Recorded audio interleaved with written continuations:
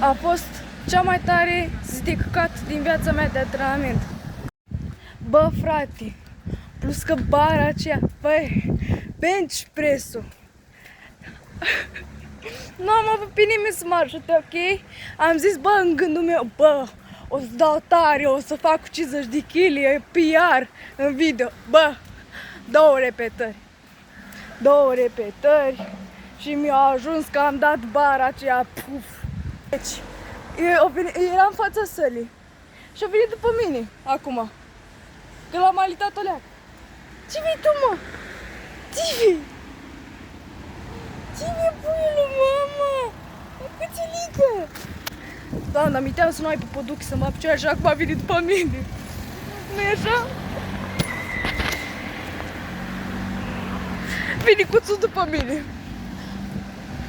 Nu, a plecat. Doamne ajută! Doamne ajută că a plecat. Dar nu vrea să vină după mine. No. Gen... Sau poate mi se pare. Sper să mi se pară. Îi lasă-mă în pace, că n-am ce să-ți dau de mâncare. N-am ce să-ți fac, n-am nimic de rămâne. Dacă vrei bani îți dau, dar nu ești om.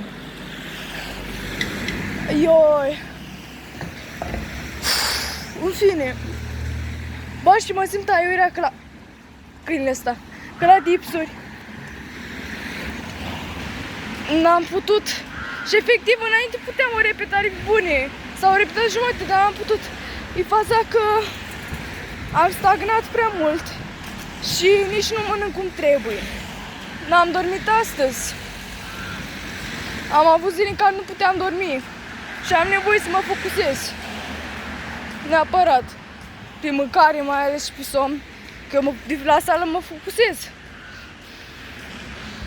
E aiurea. În fine. Ce să mai zic? Hai să închei videoclipul ăsta. Mâine voi face videoclipul pentru hipertrofie upper body. Și na. Asta a fost. Pa, pa și ne vedem la următorul videoclip.